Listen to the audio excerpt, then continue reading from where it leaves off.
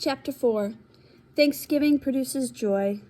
Live with thanksgiving, forgiveness, and joy, and enjoy all your moments as if they were your last. My jolly playmate, you have control over whether or not you and your husband will be heirs together of the grace of life, 1 Peter 3:7, or partners together in the tension and stress of life. You have much more control than you know. As a general rule, my husband just doesn't take the trash out. I could be annoyed, or I could learn to enjoy taking the trash out. I'm smart. I've learned to really enjoy taking trash out. One day recently, my husband saw me struggling out the door with a huge sack of trash in one hand and several empty boxes in the other. Since he was headed in that direction, he volunteered to carry the heavy sack. He walked about 10 feet ahead of me, holding the sack out from his body with one hand.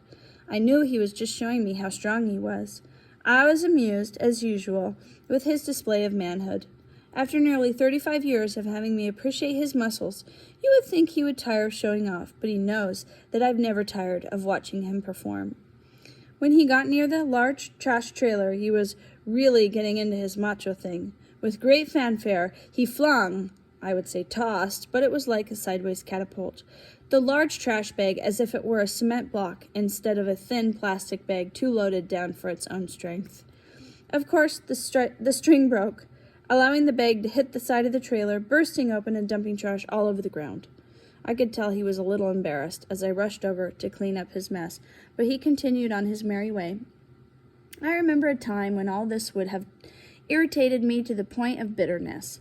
I would have made sure that he felt my irritation, and our relationship would have been strained, all for a bag of trash. Such a stupid waste of our lives. But now, I watched him humbly slink off. I had to grin. I think I have finally come to understand the male psyche, at least this male's. I know that the dumped trash bag was hard on the old boy. It is funny that men think women are so difficult to understand, but can you imagine a woman flinging a heavy garbage sack to prove how strong she is, and then having spilled it, leaving it for someone else to clean up?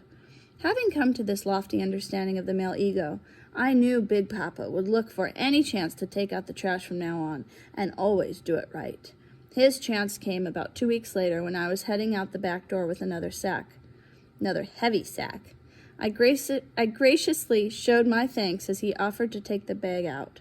Just as he stepped out the door, I raced for the laundry room window. Quickly raising the window about 3 inches, I waited for him to come around to the trash trailer, which is directly in front of the laundry room window. This time he carefully and gently pitched the heavy sack, and I was ready. Just as the sack left his hand, I let out a blood-curdling scream. You would think he would get used to my tricks after all these years, but I got him again. I wish you could have seen his reaction. His T-shirt shook as if a strong wind had hit it, as every inch of his body quivered with shock. Of course, my own body was in spasms of wild laughter. It took him a moment or two to realize that the sack had landed safely, and that the scream was in no way related to the trash bag he had just thrown. I had so rattled his nerves with my wild war whooping that it seemed to take him a second to realize that I had done it again. Oh, it was a grand moment, until he turned to meet my laughing eyes, and I knew I would have to pay for my rowdy entertainment. His addled brain came quickly back to the present, and he took off running back to the house at a speed the likes of which I thought he had long since become incapable. I knew there was no sense in trying to hide because he would find me sooner or later, so I decided to use my innocent lady pose. I sweetly stepped in front of the sink and began to wash dishes, suppressing my laughter with great difficulty. He sounded like a big Mack truck coming through the door, but I just kept my back turned and continued to wash the dishes. My demure stance did not stop him. He grabbed me by the arm and started pulling me into the bedroom. Since he outweighs me by 100 pounds, it was no contest, although he had to drag me all the way. I could only imagine what the office staff, right next door, might think if they happened to drop in at any moment. I was ready with another scream, just in case our very reserved business manager appeared. It would have been really funny to see the manager's horrified face. I can just imagine him thinking with horror, and they teach marriage relationships. Mike thought he was going to scare me with his show of force, but he was dragging me to my favorite winning spot, the bedroom. While he shut and locked the door, I quickly arranged myself in a very inviting, seductive pose. It gets him every time. It sure is handy being a woman. So he started smooching on me while I continued giggling for a little longer. He smooches better than he throws a garbage sack. Well, that's enough of this story. But can you see how much better a merry heart is than an ugly pile of hurt feelings? Mike is my playmate. He needs someone to play with every day. I'm his helpmeet.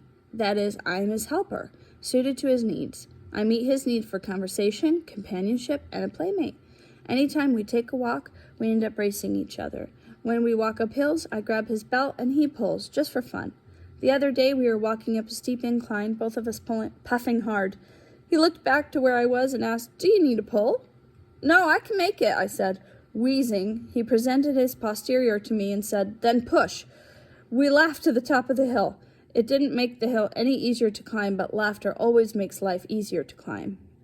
Most mornings, we greet the day with what we call wallowing, which is a rolling around, alternately snuggling, tickling, and hugging wrestling match that on occasion ends in a real wrestling match or a king of the bed game where I try dumping him off. If he gets tickled enough, he loses his strength, and I can sometimes get the best of him. I am his playmate. He thinks I am perfectly wonderful, not because I am a beautiful woman. Those days passed more years ago than I care to remember. Our delight in each other did not happen because he is the perfect man, or because he loves me like Christ loves the church, or because he is sensitive to all my needs.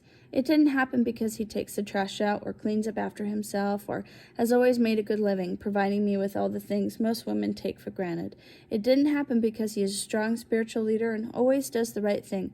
It happened and continues to happen because of the choices I make every day.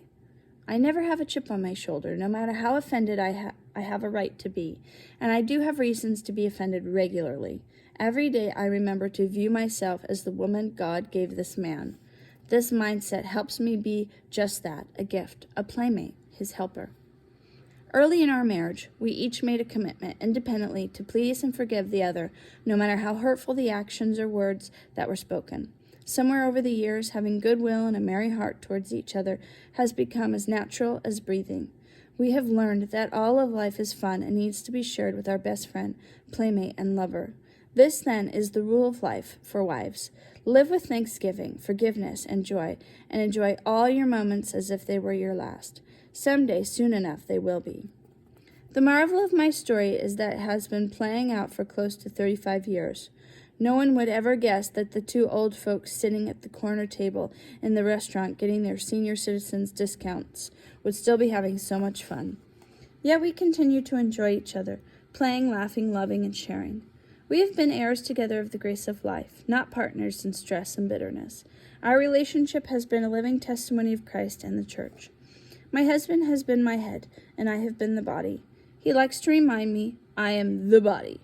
At my age, this is not only funny to me, but should give you a chuckle too. This is exactly what God